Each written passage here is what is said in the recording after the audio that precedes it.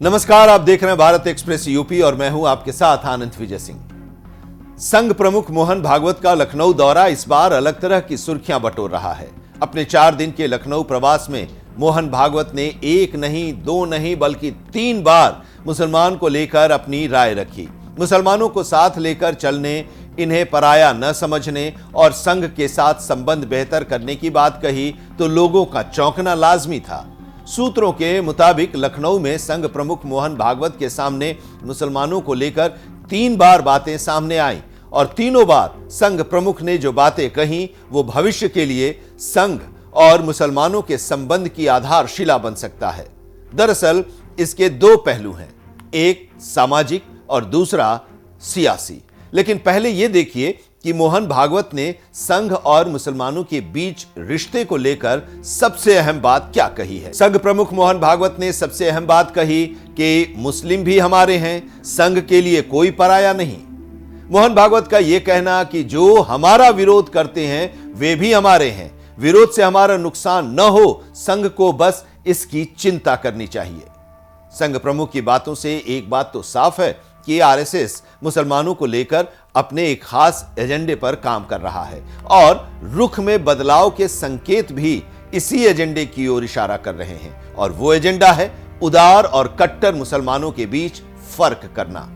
उदार राष्ट्रवादी और ऐसे मुसलमान जो खुद को कन्वर्टेड मानते हैं, जो ये मानते हैं कि उनके पूर्वज हिंदू थे, उन्हें कट्टर मुसलमान से अलग मानना और अपने साथ जोड़ना, ये संघ के एजेंडे में साफ दिखाई देता है।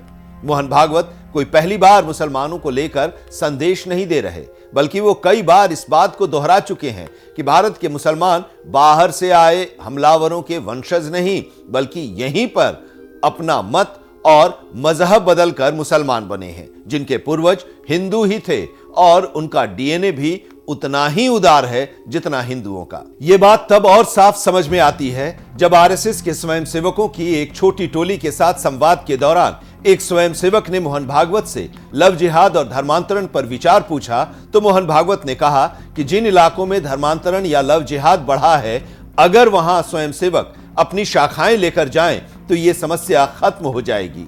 यानी आरएसएस और मुसलमानों में जब संवाद बढ़ेगा तब इस बुराई पर लगाम लगेगी।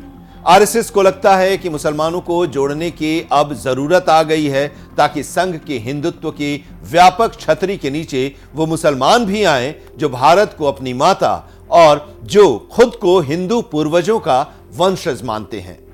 मुसलमानों को संदेश देने के लिए लखनऊ से बेहतर जगह और कोई हो नहीं सकती थी, क्योंकि शिया और सुन्नी मुसलमानों को एक साथ संदेश देने, मुसलमानों के बीच चर्चा और बहस छेड़ने के लिए ये वक्त और स्थान दोनों ही मुफीद हैं।